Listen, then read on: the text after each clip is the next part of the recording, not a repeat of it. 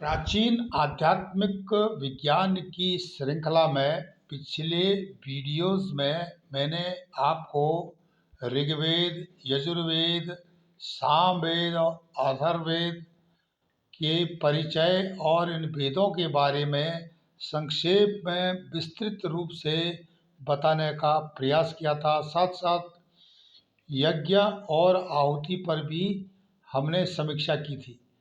इस एपिसोड में प्राचीन आध्यात्मिक विज्ञान का जो विषय है उपवेदों के बारे में मैं बताऊंगा, जो कि बहुत इम्पोर्टेंट है और आधुनिक युग में भी इनकी वही महत्ता है जो 5000 वर्ष पहले थी।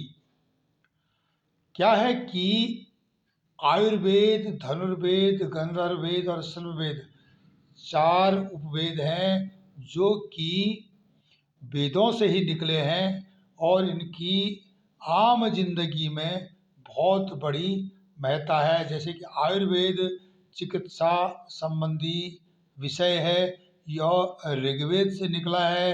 इलाज करने का यह एक तरीका है। कोई बीमार हो जाता है, शल्य चिकित्सा करनी पड़ती है, और भी यंत्र मंत्र तंत्र मारण मौन उच्चाटन ये भी इसके अंदर है।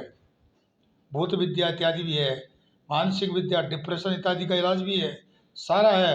5000 साल पहले जो अस्तित्व में थी विद्या, जबकि पश्चिम उस समय वस्त्र भी नहीं पहनता था। पश्चिम की सभ्यता, आदिवासी तो हमारे बहुत बेहतर थे भारत के, जो कि आदिम मनुष्य थे उनसे भी बेहतर थे। आज वो अपनी प्रणाली को एडवांस विकसित मानते हैं, भारत की चिकित्सा प्रणाली को पिछड़ा मानते हैं। अब क्या होता है कि दूसरा वेद यजुर्वेद था, जिससे कि धनुर्विद्या मिलिट्री साइंस 5000 वर्ष पहले भारत में मिलिट्री साइंस की शिक्षा होती थी, जिस समय कि पत्थरों से लड़ रहे थे लोग पश्चिम के या दूसरे दुनिया के भागों के। फिर उसके बाद आता है गंधर्व वेद, जो कि सामवेद से निकला है, जिसमें संगीत, नृत्य और कलाओं की शिक्षा दी जाती थी। शिल्पवेद, जो कि अथर्ववेद से निकला हुआ है, उपवेद है, इसमें क्या है कि वास्तु से संबंधित विषयों, निर्माण या रचना से संबंधित विषयों या इंजीनियरिंग से संबंधित विषयों की बातें होती थी। मैं संक्षेप बता रहा हूँ ये आपको। अब क्या होता है कि वेदों के जिस प्रकार से उपवेद हैं, चरण व्यूह बताते हैं। एक हमारे विद्वान इतिहास में हुए हैं, बताते हैं प्राचीन इतिहास में कि उनके ऋग्वेद का उपवेद आयुर्वेद है, क्योंकि सुश्रुत के अनुसार आयुर्वेद अथर्ववेद का उपवेद है। और इसके बाद धनुर्वेद आता है, गंधर्ववेद आता है, शिल्प शास्त्र इत्यादि है। तो ये हो सकता है कि इतिहासकारों में थोड़ा मतभेद हो, पर लेकिन ये जितने उपवेद हैं वेदों से ही निकले हुए हैं। अब हमने वेदों के बारे में काफ़ी कुछ संक्षेप में जानने का प्रयास किया था। अब यहाँ पर जो उपवेदों पर हम बात करते हैं, तो यह ऋग्वेद, यजुर्वेद, सामवेद जैसे मैंने बताया, इनसे निकली हुई जो विद्याएं हैं वो अलग अलग महत्व रखती है। जैसे कि उपवेद हमने एक उदाहरण दिया, अब पुराण भी आएंगे, स्मृति आएंगी, उनके अलग महत्व है, वे भी वेदों से ही निकले हैं। उनको और विस्तार से समीक्षा उनकी की गई है। क्षमा करना, मेरे आई फ्लू है, इसलिए मेरे को काला चश्मा लगाना पड़ेगा। तो अब आयुर्वेद जो है के बारे में इस वीडियो में मैं आपको बताने का प्रयास करूंगा। आयुर्वेद क्या है? आयु धन वेद शाब्दिक अर्थ है इसका। इसका एक मुख्य सबसे श्रेष्ठ इसको चिकित्सा प्रणाली संसार में मानी गई है। आज भी जो पश्चिमी जगत के चिकित्सा विशेषज्ञ हैं वो आयुर्वेद को ही अपने इलाज के लिए चुनते हैं।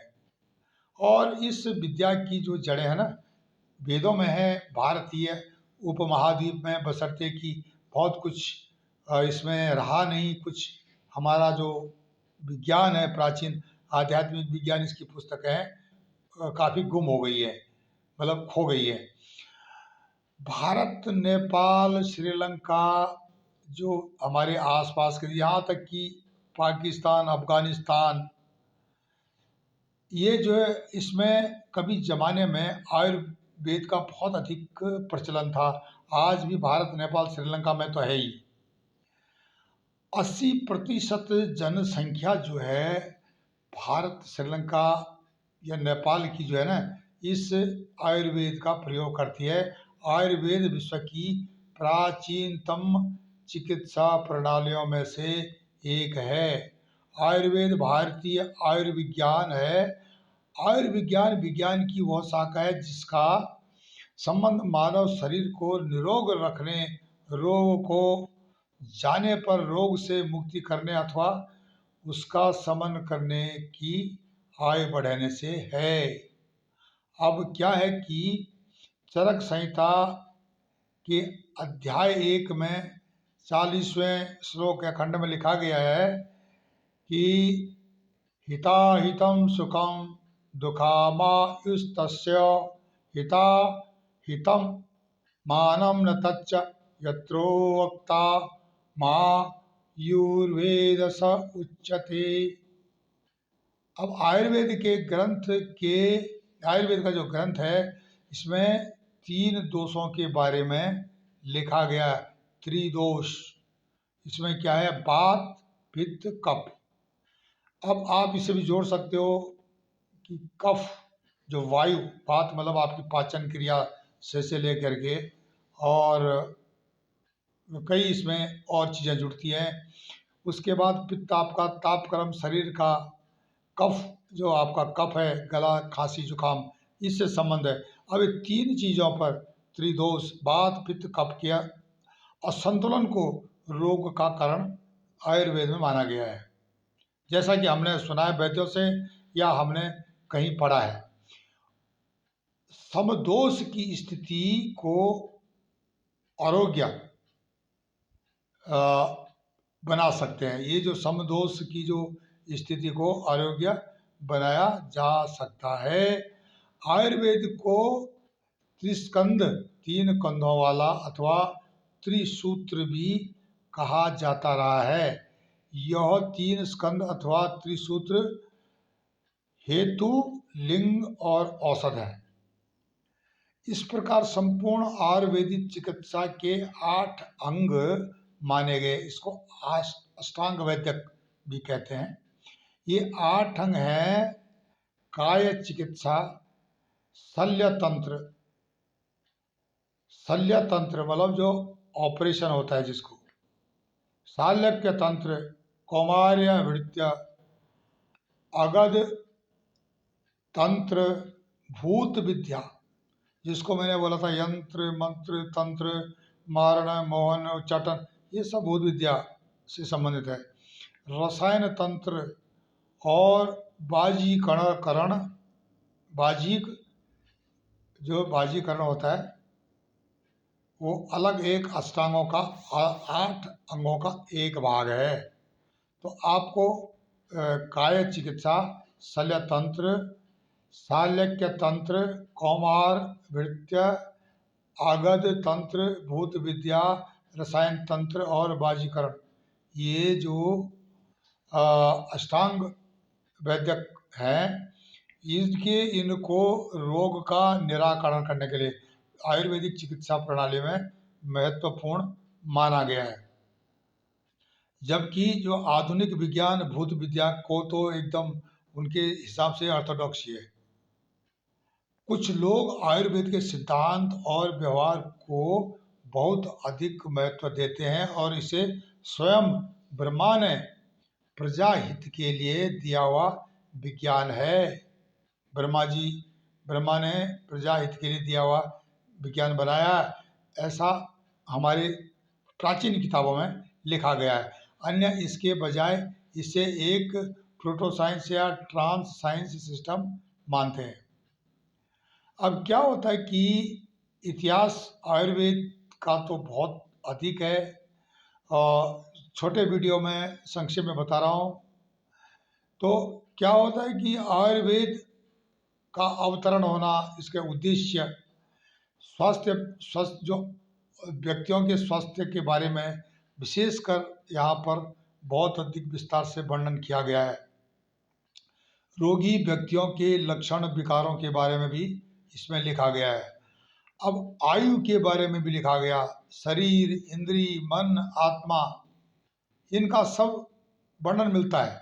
आत्मा, सोल, जिसका कि आधुनिक चिकित्सा प्रणाली में शायद ही कहीं जिक्र होता होगा। रोगों के कारण भी इसमें, जिसको आधुनिक विज्ञान की भाषा में एंटियोलॉजी बोलते हैं, इसका भी इसमें आता है। रोज जानकारी के साधन, जैसे रोगी की परीक्षा होती है तो उसमें आप्तोपदेश, प्रत्यक्ष अनुमान, मतलब क्या बीमारी हो सकती है, युक्ति, और परीक्षण के विषय वो होते हैं कि जैसे कि लैब होता है, टेस्टिंग लैब, नापने के लिए क्या बीमारी हो सकती है, क्या इसका कफ कितना है, वात कितना है, पित्त कितना है। औषधि, भेषज कल्पना, चिकित्सा, देव व्यपाश्रय, ये सारी चीज़ें साइकोलॉजिकल, जिसको सत्वा बजय बोलते हैं, सत्वा बजय साइकोलॉजिकल ट्रीटमेंट। युक्ति व्यपाश्रय मेडिसिनल अर्थात सिस्टमेटिक ट्रीटमेंट, जिसको अंग्रेजी में बोलते हैं। मानस रोग मतलब जो मानसिक रोग। अष्टांग वैद्यक है, इसमें आयुर्वेद के 8 विभाग हैं। काय चिकित्सा है, शल्य तंत्र है, शालाक्य तंत्र है, कौमार्य वृत्त है, अगध तंत्र है, भूत विद्या है, रसायन तंत्र है, बाजीकरण है। ये मैंने आपको बताया, जैसे बताया पिछले। वर्तमान समय में आयुर्वेद का शिक्षण प्रशिक्षण जो है थोड़ा विकसित है, सुविधाजनक है, और अब तो दुनिया भर में आयुर्वेद चिकित्सा प्रणाली को मान्यता मिल चुकी है लगभग। अब आयुर्वेद की आलोचना भी होती है, आयुर्वेद के शोध भी चल रहे हैं भारत में। अब भारतीय चिकित्सा पद्धति एवं होम्योपैथी की भी केंद्रीय अनुसंधान एक परिषद है, इनके द्वारा भी शोध चल रहे हैं। केंद्र सरकार के हैं, राज्य सरकारों के हैं, और आयुर्वेद और एलोपैथी का मिश्रण भी है। आयुर्वेद के ग्रंथों पर भी रिसर्च चल रही है। इस प्रकार से सब मिला करके आयुर्वेद जो है आधुनिक युग में मानव समाज की स्वास्थ्य के लिए बहुत ही लाभदायक सिद्ध होने जा रहा है। और यह भी देखा जा रहा है कि आने वाले समय में यह काफ़ी हद तक आधुनिक जो चिकित्सा प्रणाली है उनसे बहुत आगे हो जाएगा। अब यहाँ पर इसकी खास विशेषताएं हैं कि आयुर्वेदीय चिकित्सा विधि, जिस प्रकार मैंने कहा कि विश्वव्यापी हो रही है, आयुर्वेदिक चिकित्सा के उपरांत व्यक्ति की शारीरिक तथा मानसिक दोनों में सुधार होता है बिना साइड इफेक्ट के। ये जो बाकी जो कई प्रणालियाँ, चिकित्सा प्रणालियाँ, उसमें साइड इफेक्ट है। अगर आपका लीवर ठीक हो गया तो किडनी में प्रॉब्लम आ जाएगी, आँख ठीक हो गई तो आपके कान में प्रॉब्लम आ जाती है, नाक में प्रॉब्लम आ जाती है। लेकिन आयुर्वेद में ऐसा नहीं है, वो जिस चीज़ का इलाज हो रहा है उसी का इलाज होगा, कोई साइड इफेक्ट नहीं होता है, दूसरा कोई भी अंग खराब नहीं होता है।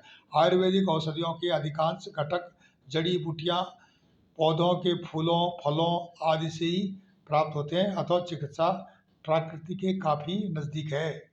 व्यावहारिक रूप से आयुर्वेदिक औषधियों को कोई दुष्प्रभाव तो नहीं मिलता है, और जीर्ण रोगों के लिए आयुर्वेद विशेष रूप से यह प्रभावशाली है। आयुर्वेद न केवल रोगों की चिकित्सा करता है बल्कि रोगों को भी रोकता है, ये भी देखने वाली बात है।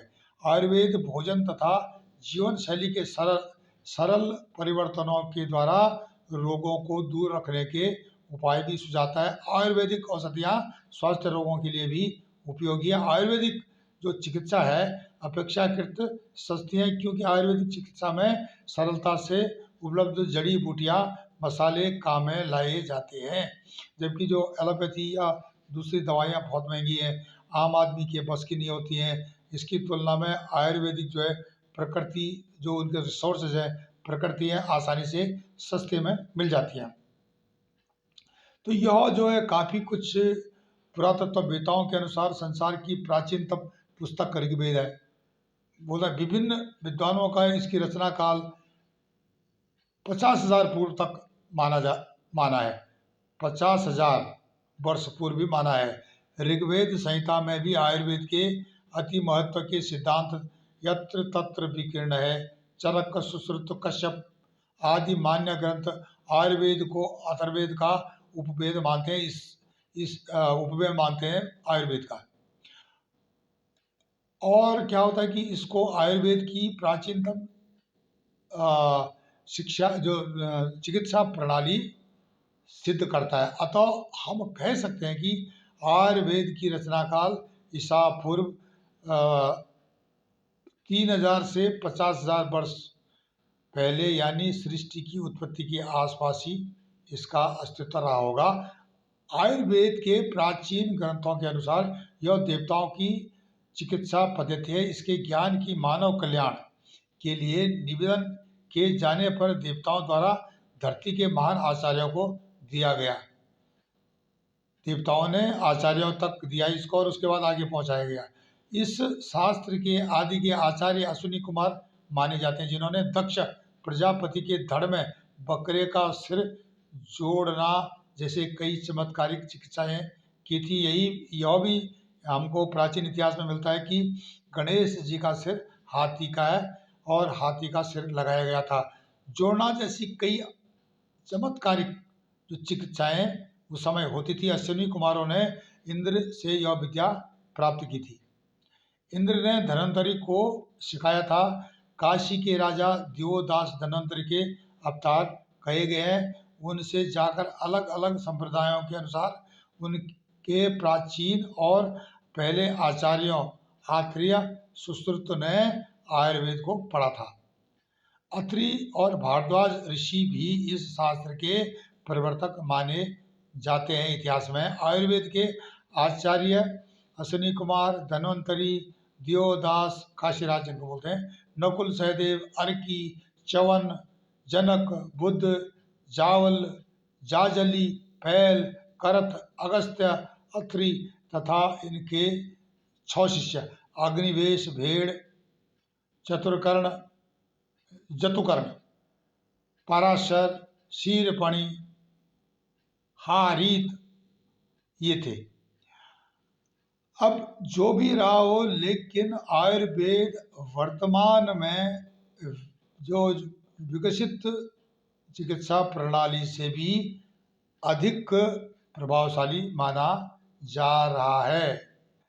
अब इसमें तंत्र इसके जो आयुर्वेद के हैं और आधुनिक चिकित्सा के जो अलग सिस्टम है जिनसे पुकारा जाता है, जैसे कि शल्य तंत्र को शल्य क्रिया, शालाक तंत्र, कर्ण नासा कंठ विज्ञान जो कान, नाक, गला, काया चिकित्सा सामान्य दवा, भूत विद्या तंत्र, मन चिकित्सा जो कि भूत विद्या जो है मानसिक चिकित्सा से संबंध बोल सकते हैं आप इसको, यंत्र मंत्र तंत्र, मारण मारो चाटन, कौमार्य भृत्य जैसे मैंने कहा बाल चिकित्सा छोटे बच्चों का इलाज, अगध तंत्र विश्व विज्ञान सांप ने काट दिया, बिच्छू ने काट दिया, रसायन तंत्र जरा विद्या जरा चिकित्सा बोलते हैं जिसको, वजीकरण तंत्र पौरुषीकरण और कामोदीपन का विज्ञान, अगर किसी में जो है सेक्सुअल डिजीज है तो उसको ठीक करने का है। ये सारी चीज़ें आयुर्वेद में पढ़ाई जाती है। बहुत बड़ा ग्रंथ है, बहुत बड़ी विद्या है। इसके डॉक्टर बनते हैं इसको पढ़ने के बाद। तो आप सोच सकते हैं कि ये छोटे वीडियो में हम सिर्फ आपको संक्षेप में परिचय ही करा सकते हैं। आप हमारे चैनल ई ज्ञानसेन पर इस प्रकार के आध्यात्मिक विज्ञानों से संबंधित विषयों को ज़रूर सुने, देखें, अधिक से अधिक लोगों में बांटें, ताकि जिन लोगों को वेदों के बारे में कुछ भी पता नहीं है, आयुर्वेद क्या चीज़ है, थोड़ा बहुत पता है, तो उसको अधिक से अधिक जानकारी होगी और हमारा प्राचीन आध्यात्मिक विज्ञान दुनिया में अपने अस्तित्व को बना कर रखेगा। बड़े वीडियो को सुनने के लिए आभार, धन्यवाद, नमस्कार।